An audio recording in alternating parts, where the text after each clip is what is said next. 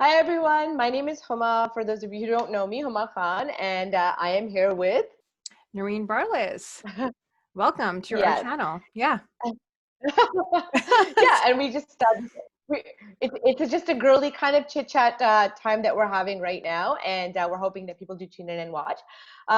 Basic idea, I think. Let's start off talking about how we met. I've known Noreen for a long time, for many years, and I think that we reconnected over Facebook, just because we have had a lot of similar experiences, life experiences. So yeah, we initially decided to kind of start this.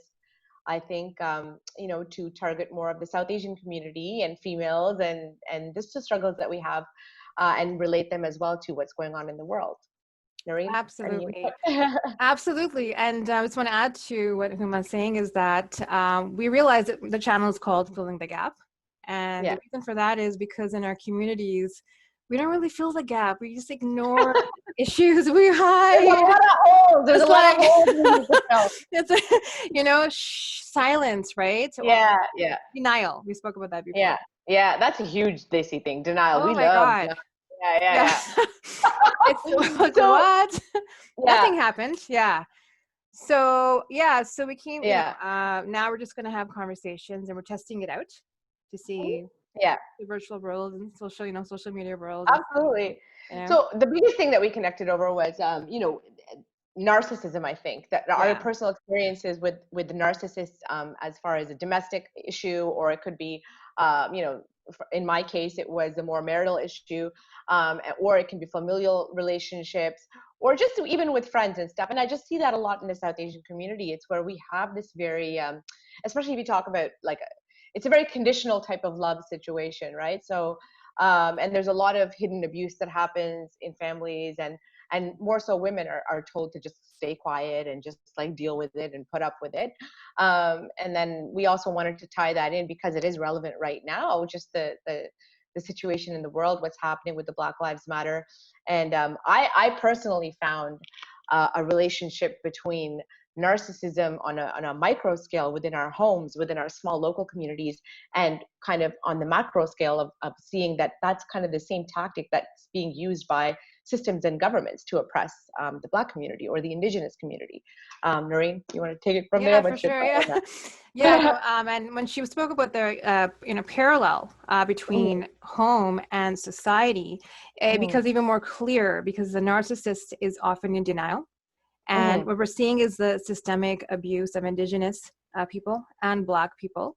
correct. So what does this, all mean, especially in a society that is considered fair, like Mhm, Canada and the mhm. States? Yeah, yeah. So it's kind of interesting how this ties into narcissism and Mhm. narcissism as a trait of a country, Yeah, yeah, of a absolutely. governance. Yeah.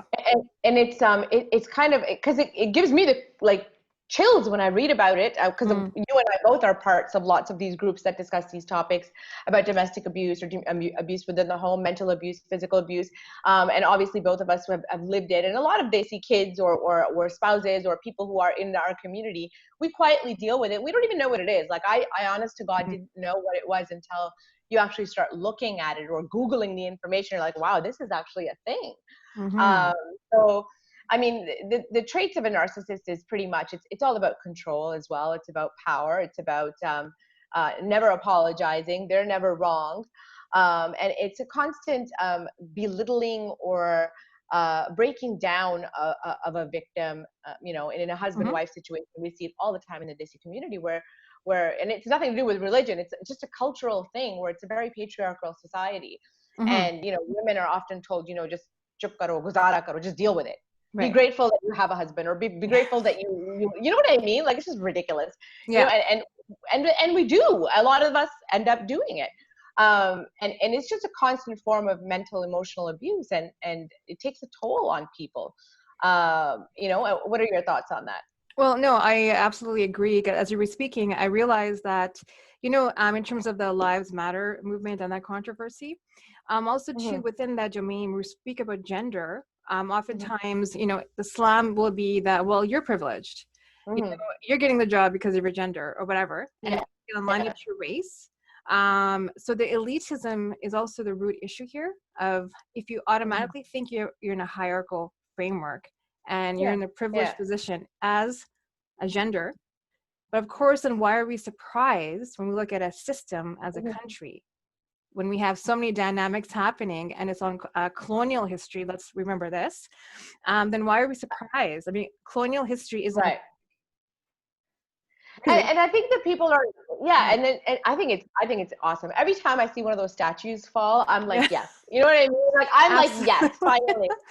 I think Yes. people overall have been pushed so far that it's at the point where it's just not going to be, it's not tolerated anymore. It's not going to be tolerated anymore because, and you have to recognize the mistakes in our history, the racism, the just the how you know colonization happened in North Yeah. America, in India, and all other parts of the world. Hmm. And I mean, I'll read you a quote here. So I follow a lot of these narcissistic sociopath awareness sites, and Hmm. this is just a random quote, and it says, "Abusive people push and push until you break, and then they step back and act surprised at your reaction, as if you had not been begging them to stop all along." Now, this is just a quote from like a person to person situation.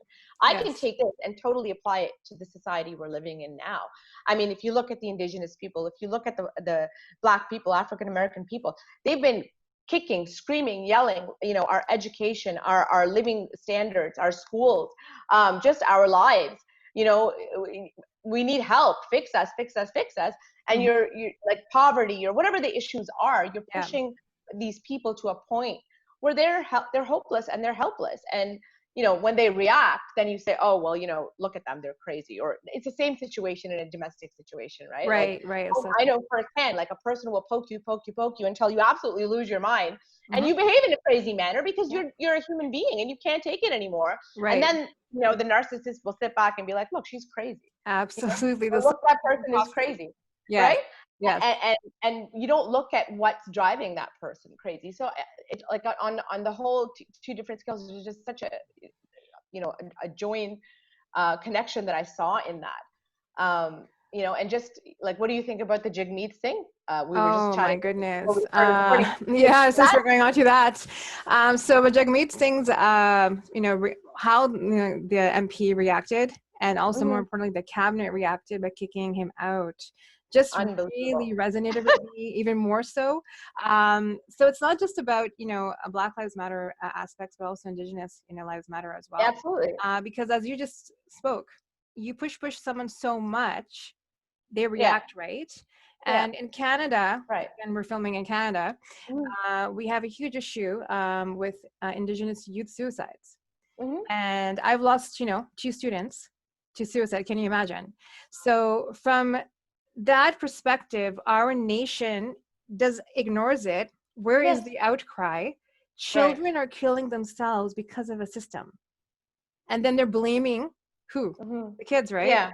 Yeah. That Yeah. maybe they were on drugs, maybe that, we don't know the full scale of the situation. Right. In most cases, they're foster kids. Yeah. So in any case, I'm going to Jagmeet Singh and him being kicked out and so forth, just verified that Canada isn't really fully ready or prepared to speak about the No. topic. No, they're not ready or No. prepared. And I think that just signifies the fact that no, we don't want to change. Like, I mean, just the fact that you can kick someone out for calling out racism to hide the fact that there's systemic racism. How does that make sense? Yes. Like, like, that right there, just the kicking the man out is proof that there's systemic racism. Like, Absolutely. any anybody with common sense and who's looking at this logically is just, we're perplexed and we're flabbergasted and we're like, what is this nonsense? And you want to keep telling us that we don't have that. You want to keep telling us to follow this system. So, and I said, and we have this discussion all the time. Even racism, like, why is this even Mhm. a debate? What is 100% the debate? You know yes. what I mean? Like, where is? Why are we so uncomfortable with it? I just wanted to just partly Yeah. off of that is when it came to him being kicked out, Mhm. what's interesting is that no one was asking the MP why they said no when the Yeah. Yeah. commissioner herself said Mhm. there's racism and discrimination. Yeah. She first Yeah. said no, then she Uh-huh. reverted and said yes, there's systemic racism within the Uh-huh. RCMP. Then why did you say Yeah. no? Why are we looking at the person who called it out? My other thought Yeah. was, if Jagmeet Singh was not in cabinet, would Uh-huh. another racial person who is, it's in the privileged Mhm. dominant group, would they have brought this, up?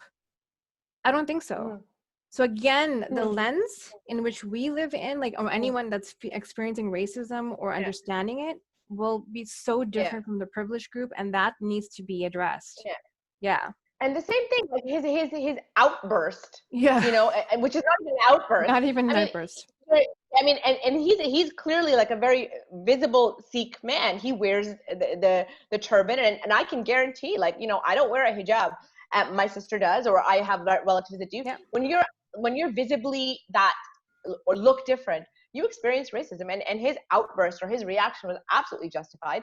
It is kind of it's frustrating to be like, you know, and same thing in a domestic situation. It's like you're just asking for basic equality, basic respect. Yeah. And when someone is like, no, no, no, no, no, you don't deserve it, or, you know, it's a typical narcissistic trait, again, just to hide the problems, Hide the deny problems. them, lie about them, Yeah.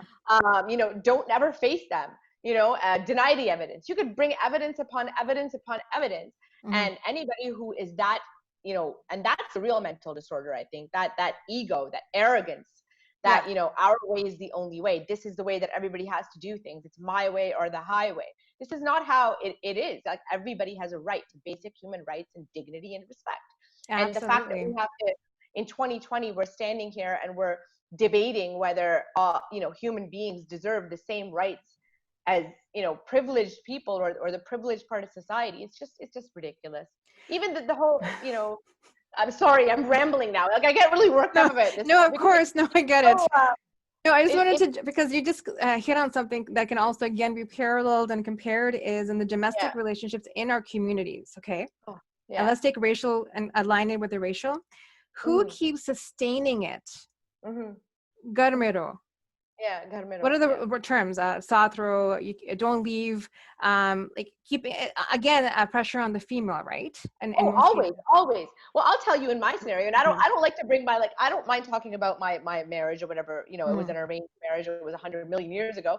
But the whole idea of the mindset. And I'm a girl that was born and raised here. You know, and Mhm. I imported a husband. It was an arranged marriage situation. But I remember clearly, like, I was sat down the day after my marriage, and, you know, told by my father-in-law, that, you know, घर बनता है तो औरत से बनता है, you know, टूटता है तो औरत Ah, से टूटता है. Meaning, beautiful. if the home survives, that's on the woman. If it breaks, that's also on the woman. Completely alleviating the male of any responsibility of keeping those. So he can pretty much do whatever the hell he wants. Right. And you, if the home breaks or the marriage doesn't succeed or there's some kind of discord, it's all your fault. So, Right. and I'm just like, okay. And I was not raised like that. My father was a complete, like, just the complete opposite of that, you Right. know? Right. So yeah, this is the general idea with the females. We're just told, you know, it's more important to keep that image of a marriage together than actually being, I mean, just take the disrespect, take the mental emotional abuse, take the physical abuse. Like, Right. there's physical violence situations. Hmm. All violence, all Hmm. domestic violence is Yeah. equally as bad. You know? Basically, just be grateful that you're married Yeah, and that yeah, you yeah. have a home and that whole title, right? So the same Yeah, concept then flies into our society. Be yeah, grateful you're getting educated. Be grateful yeah, you're, yeah. so you have your, what are you complaining about? And Mhm, when you're trying to fight that system the way we've seen with Indigenous people mhm, and Black people, I mean, the States yeah. is worse. Mhm. It's basically, we can parallel the situation. Well, it's the Again, same it's idea, right? power. Like, Yeah. if you're not happy in the home, right? Right. In a domestic situation, it's always the narcissist will attack the victim and be like, well, you're not a good enough wife, or Right. if you would only do this properly, then everything would be okay. Right. You know, you didn't cook this right, you don't raise the kids right, or something is Right. just always wrong with you. And Uh-huh. in on the larger scale, you see that again. Well, you know, there's these problems in this community, and if this community didn't engage in this behavior, it wouldn't be Yep. like this, or it Yep. wouldn't be like that. So let's get to the root of the issue, right? The, Hmm. the issue is that there is just a disrespect, an unfairness, an inequality. And why is that there? Hmm. And if we don't look at the root of the problem, which is why I think revisiting history is so important. I Yeah. mean, you see people that are like, oh, it's history, it's done, that was 400 years ago, just forget about it. Well, no, I'm not going to forget about it, because my father walked barefoot during the partition in when the British took over India and in 1947, and the stories that I heard and the pain that this person went through and his whole family Yeah. went through, Mm-hmm. I grew up listening to that. Mm-hmm. So, and I'm not comparing that or taking attention away from the Black Lives Matter. I'm just saying that it's, unless you grow up in a household or in a family or deal with people who have directly been, hurt or felt pain, you're not going to understand why we want to go back and talk about that history and say, this is not right. These things need to change. So, okay, I'm going to stop rambling, but you go ahead now. No, I was just listening to you. Like, I mean, the denial, and it's very important about the history and accurate history, and more importantly, from the voices themselves, from the community. I'm so sick and tired of reading about from perspectives that are outside the community. So it's important to read from the community and know the community. Speaking about blaming, okay, oh, they're criminals. They don't get the education. They don't work hard. You're not giving them the resources. Have you seen the structure? Have you seen the lack of opportunities? I mean, I want to ask anyone watching who's in Canada, especially, how many, how often or how many reserves have you visited? You work closely with the Indigenous community. I work very closely. I been to the communities. That is my scope of work, and I can just say that I'm not insane. I have eyes. So I am not making this up. There's a gross injustice happening within this country when it comes to Indigenous people, for sure. And it has been happening, It's disgusting. So that being said, I'm going to speak about a little bit your thoughts on All Lives Matter. Yes. So, and you know what? There's so the All Lives Matter thing, and I myself have used that hashtag in the past, because it not with the intent to, say that, anything negative. It was with a pure, intent. And right now, recently, I did stop using it because I did realize that, the focus right now is on the issue at hand in North America, where, there's, a man was killed, and this brutality from the police and the systems upon the Black community, that needs the focus. And, and I stopped using it. But I know that people, so there's two types of people, I think, that continue to use it. And right now, like the Black Lives Matter, I think, is more circulated within North America, right? So then there's the people that you get, the Karens that come out of the internet trolls. Like, what about my life? My life matters, Like, you know what? Like, it's not about you right now. Let's just, can we put you aside for a second? Sit down for a minute. Can the community have a minute? Can we give them a second? You know what I mean? Yes. And then it was explained very nicely in a lot of, comparisons. Then, humanity or we're a body. And if one limb is hurting, you don't say, well, my whole body is hurting. You take care of that limb. Absolutely. So that's the way we started to look at it. And that's what changed my perspective. So there are people who maliciously are kind of using it and trying to divert attention from the task at hand, which is the problems within the Black community in the States. And in Canada, it would be the Indigenous. But the people who are more living in a more depraved state or suffering the most, like those people need our attention and our help. And if humanity is a brotherhood, then you help your family when they're in trouble. And that's the way that I look at it. But then there's, and I've seen All Lives Matter hashtags from people who don't necessarily live in North America. It could be people in, the Palestinian issue is a big one. That's a genocide that's been going on for decades and decades and decades, and that's outright murder.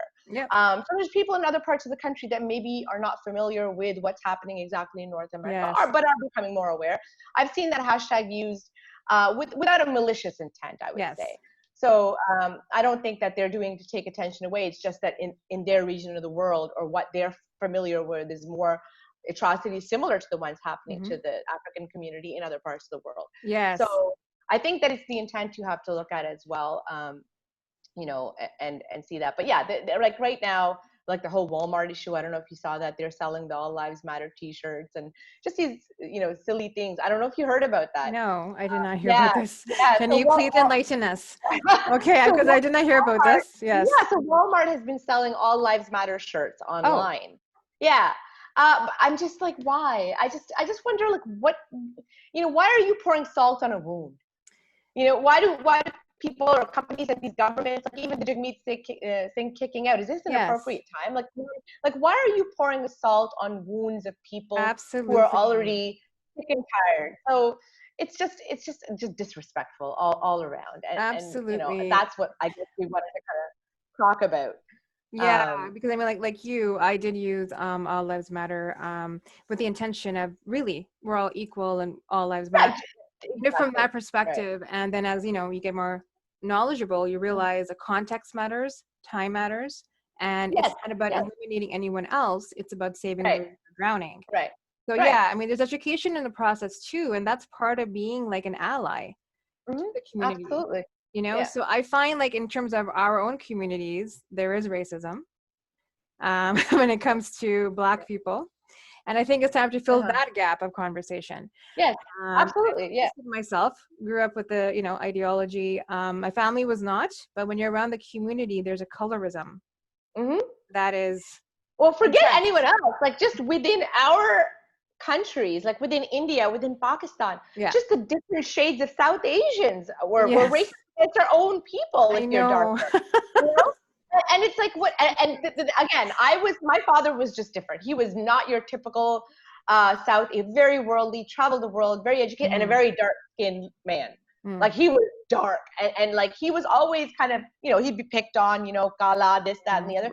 He never once, like, he loved his skin color, and he in my home, it was always like, it's beautiful. You know, there's absolutely nothing wrong with it. There's nothing to be ashamed of. But then in the community, that I think it all comes down again from colonization. It's that mental brainwashing that white is better. Yes. You know, and it's still trickling down, generation after generation after generation. And you know, why do we have this mindset? Why do you have this mind? It's pretty, my personal experience with that on a level of my privilege, because my skin is a bit lighter. Was when I went to Pakistan, actually. It wasn't even really here, because I mean, there was a lot of racism where I was growing up. I was mistaken for everything, you know, from indigenous, being called everything. Anyways, going to Pakistan and realizing that people were bleaching their skin. And you know, watching that, and also realizing that I was suddenly ranked in a privileged state of for two things: citizen and lighter skin. And that changed a lot of things for me in terms of checking my own privilege. And then suddenly I just wanted to rebel, and I told my mother, I want to be Black, and she was like, like, don't go on the sun, you know, what are you doing? You know, I want to be Black, because it's almost like you want to rebel against the system. So there is an oppression there when it comes to skin color and identity that I think is improving slowly, but I don't know if it's improving fast enough. No, we need to just cut it out, like the endorsements of skin lightening creams, you know. And then, I mean, in India and in Pakistan, like, why are we still enabling this? Why is this still a desire? I mean, I've never had a desire. I love sitting out in the sun, and like, you know, same. I love dark skin. I love color, and you know, I was never taught to be ashamed of it in any way, but I would see it in the community, obviously. And again, we have to take it back to the roots, because it's this brainwashing, just like Malcolm X used to talk about it to the Black community. He's like, who told you to hate your skin color? Who told you to hate your hair, or the way that your bodies are shaped? You know, who taught you that? And the same thing in our South Asian culture. You know, we were told that, you know, you're dirty, filthy Indians, or you're the sand N-word, or you're just not worthy, or you know what I mean? So so there's this inferiority complex that majority of our people have. Is like, even if you look at, like, I've got, you know, a lot of family where just, this is a stereotype in the hotel motel business in the States. This is fine. I don't mind. Look, there's a lot of truth to stereotypes. But the funny thing is that if I go to my family in the States, or if you go to any business owner in the States or in Canada, the trick is to get people, or to get business, never put a brown person at the counter.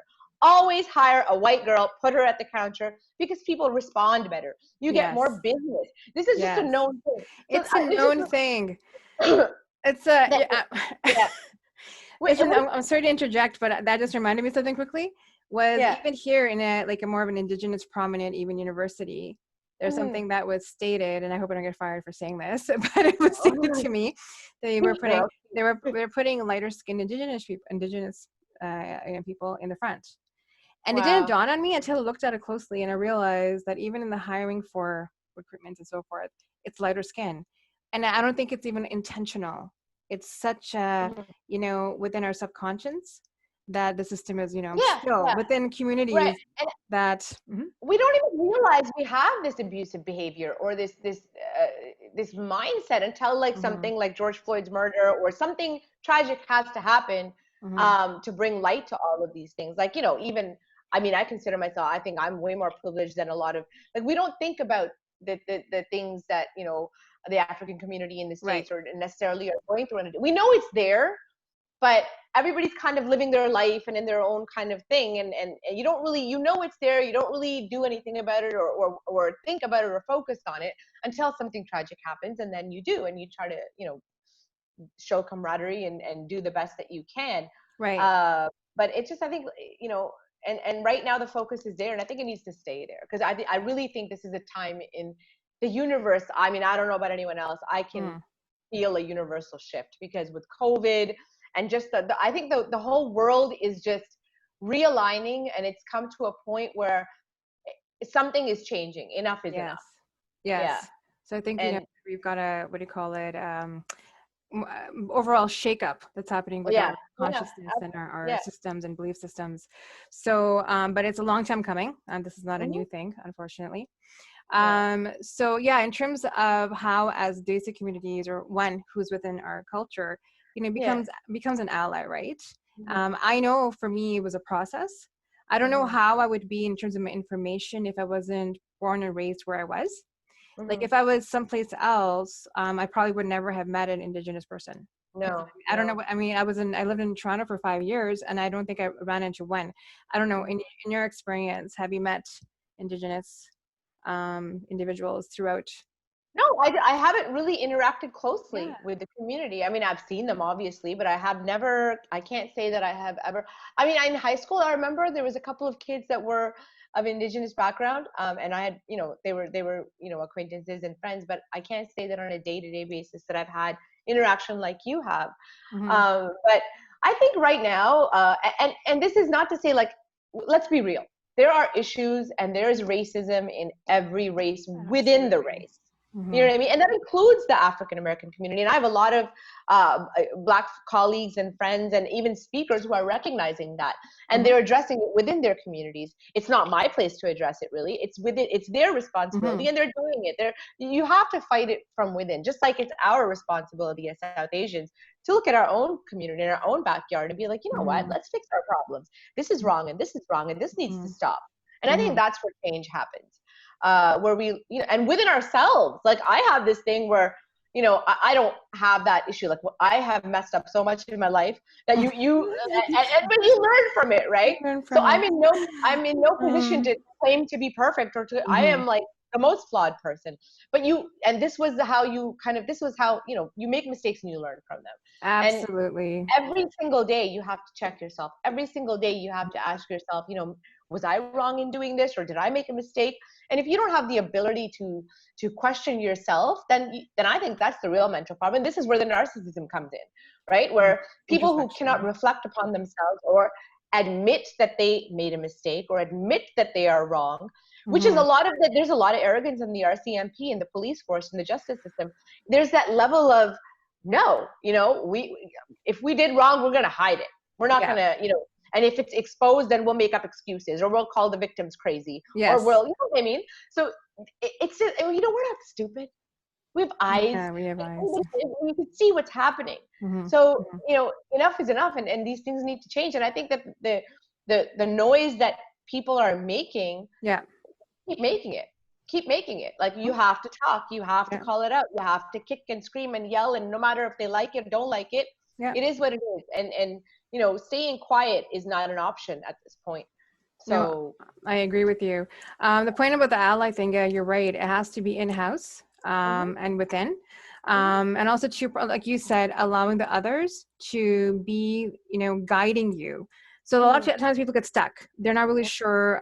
For example, in larger cities, people stay in their own communities, right? So they don't even know how to branch out to extend a hand. So that communication, like people have interfaith dialogues. I think there's, of course, race relation, you know, dialogues. But I think on a personal level, if you start showing by example of integrating with others and listening to them, tell their narratives, that should help as well. So I think that's something absolutely, we need to, especially in a multicultural society, we could do better. My goodness. It's it's a kind of we sad definitely in the sense that in this what kind of. is fear? Yeah. Well, the fear has two reasons, right? Fear Mm-hmm. stems from fear and hate. It usually stems from a form of insecurity Mm-hmm. or a form of, you're not understanding. It's like a fear of the unknown. Yeah. Like you don't know enough about something, so you just shut off and you're just like, well, that's not, it Yes. doesn't gel with my thinking or whatever the case it is. So that's the thing. Mm-hmm. You have to open doors. You have to learn. You have to accept and understand. And understanding is the key. And without communication, you can't have any growth. You can't. So, and that's the main trait of a sociopathic narcissistic person is when they want to create barriers, they'll create discord amongst people. They'll create barriers amongst people. They will cut off dialogue. They will Yep. kick you out of the House of Commons because they don't want to talk about it. You know Yep. what I mean? And if there's any kind of person who's stopping dialogue between human beings or stopping progress, then why? That's an indication right there that this is a toxic situation. Absolutely. Um, you know, Yeah. and it's a form of mental abuse. And Absolutely. and That's why. Go ahead. yeah, no, nothing. And then there's also the silent treatment. Like, I'm sure you've been in situations, and I've been in situations Mm-hmm. with narcissistic personalities where the silence is as disrespectful as any other form of abuse, because it's almost like a dismissive, um, Yep. like you don't even matter. Yep. You know what I mean? Like you Yep. don't even exist. You don't even matter. We're going to ignore your needs. We're not even going to dignify you with a response. We're Mm-hmm. not even going to acknowledge that your pain. And that's another thing that we were is talking about, is that when you're a victim, or not, I don't like to use the word victim, a survivor of domestic abuse, Right. because that's what I consider myself in any kind of abusive situation. And there's people who've had a lot worse. So I don't like pity. I don't even. The only reason I'm talking about it is just to make the parallels between what I can see in society and what I personally kind of not have expertise in, but my personal experiences have taught me is, when you're in that position, you want that closure. Yeah. And I know that you know that too. It's so mentally frustrating and exhausting, because a Mm-hmm. person who's been hurt by a personality like that, Yep. sometimes you just want them to say, I'm sorry. You Yes. just want to hear Acknowledgement. I'm Yeah. sorry, I Mm-hmm. hurt you, you're hurt, the acknowledgement of your pain, just validation of your pain. Mm-hmm. And again, that's what the Black community and the Indigenous community wants from these systems. Just, Yeah. can you acknowledge our pain? Do we get an apology followed by action? Yes. And that's the same thing in any kind of micro situation within families and domestic situation, where Yes.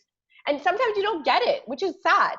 I know I never got it, as far as the personal relationships, and I hope to God that doesn't happen on the more global scale, is where, you can't just discount a group of people like that, or even an individual. So, sorry, I've been going on, but you No, go no, ahead. I know. I totally agree. In terms of this kind of stuff, I'm thinking reconciliation Mm-hmm. does require an apology and an Yeah, acknowledgement before you get to that. yeah, But action is yeah, key here, and yeah. as a country, we need Absolutely, absolutely. action. Yeah, So, yeah. and even like in cases of family, like domestic violence, abuse, and so Mm-hmm. forth, the choices to stay or leave, at least an option sort of can be there depending on where you are and what family Yeah, dynamic you're in. yeah, yeah, yeah. But within society, this is your country, this is your place. Mm-hmm. In some ways, that's more suffocating, because what do? Leave the country? Yeah, Like, I've had some moments in my own experiences where I yeah, really thought about relocating to another country. yeah. Like, It's think just about it, right? Like, to leave the house, my home, my yeah, society, because yeah, I'm unhappy, you're making me feel yeah, not wanted. yeah, Yeah, especially after 9/11, like yeah. things got Oh, kind of rough. Yeah. yeah, absolutely. No, there's a lot of there's a lot of similarities between, the different races or the different minorities that have, Mm-hmm. definitely as Muslims, we can relate to what, the Black community feels, and the targeting and the, Yeah. the hate, or the stares or the glares, or the, discomfort people feel or when they're around you. Yeah. And again, I call myself an undercover Muslim, because you can't really tell that I am one. But if you're like visibly, like, religious looking, or whatever you want to call it, then Yes. obviously you get more of that backlash. And there's stories after stories. And um Absolutely. there's and the same thing, like, you can't, I mean, just the color of your skin, that's just a part of you. And can you imagine being just targeted or looked at differently just because you have Something dark you had skin? zero But again, control over. it's just, yeah, it shouldn't be controlled. There's nothing wrong with it. You know what I mean? It should be like, why is there a difference? Like, it's just nonsense. Honestly, the society overall, Noreen, is like, it kills me. Like, look at the female male dynamic. Like, why are women not paid as much as men? Give me a reason. Yeah. Why has this not been fixed yet? You would What's think. the issue? You would Like, think, right? what's the debate? Because people Right? have, different agendas. They like the hierarchy. Again, people like the hierarchy. I know. I went Yeah. through a phase of just hating all people because I'm like, people suck. Yeah. Yeah, they do suck. People They do suck. suck. And my dad used to always say that. No, but you don't want to believe that. But man, I'm oh like, man, do they, like, some people are just and then you look at the political leaders, the world leaders. I call them the yes, world misleaders. I mean, yes, you look at Donald Trump, or you look at like all these clowns that are in office, and then the choices that you have between pick the lesser evil. It's yes, like picking between two turds. Which is the yeah. less mental. Pardon me. Exactly. But it's So so like, true. I mean, It's so what are our true. choices? So, power to the people right now. There's a lot of spokespeople out there that are Yeah. activists, that have large followings. I know that in the African American community, there is Sean King. He's a big one. Hmm. But yeah, I just miss those leaders. Those Malcolm X's, those Muhammad Ali's, those Yeah. those men with the backbone to not Hmm. give a crap, and they just know Hmm. what's right and you stand for it. And my dad was that way, so I naturally am that way. And um, that's the way everyone should be. You shouldn't be afraid of your government. You shouldn't be afraid of your family members, or you should not have to live in fear. Bottom line. Absolutely. You shouldn't have No, that no, yeah. anxiety and Or uh, disrespect, yeah, anxiety, right? At the end of the day. yeah. Okay, so your final thoughts before we finish our first segment. I know. Was There's that so interesting? much to talk about. This is all over the place. And I mean, Right. we hope that people end up watching and listening. And, Hmm. and if you relate, I'd love to hear questions and feedback, right, wrong, criticisms, whatever you may have, because it's an open discussion here, or topics that you may want to discuss and talk about. But yeah, there's lots of things. But I wanted to start off by focusing on the Black Lives Matter, Hmm. and because that is the main thing in the world right now that is highlighted. And it's a good thing that we kind of started off with that. But we'll I guess be tackling more issues within the South Asian community going forward, and hopefully take steps towards healing and Yes. fixing a lot of Yes. the toxicity within our own culture. Yeah. So No, yeah, I agree with you. Look, the whole purpose was to, first of all, not have anyone feel like they're isolated by themselves in an yeah, experience. hmm, More importantly, different perspectives from South Asian communities. yeah, yeah, And more importantly, what somebody out there wants. They can add yeah, a comment at the bottom. Just add at the, comment to the yeah, bottom what kind of topics you want to hear or discuss. yeah, Things really off the table when it comes to this, but it's kind of like yeah, unleash of conversation, and especially during this whole yeah, pandemic, for sure. I think we need more outlets for Yeah. conversation. So Absolutely, and we'd love to. We're gonna, invite people on, people who yes, have experience and expertise in certain areas, and have open discussions with them. So yeah, I look forward to more sessions, and I hope that everyone out there gets a chance to tune in and watch this, and let's see how it goes. absolutely. So thank you for watching us. It was Yes, kind of like, again, we're talking. The whole point is to have a yeah, conversation. So thank you for joining us. Bring your chai, coffee, whatever next time, and yeah, take it easy. And make sure to subscribe, and hopefully we'll see most of you soon. yeah, All for right. sure. Bye.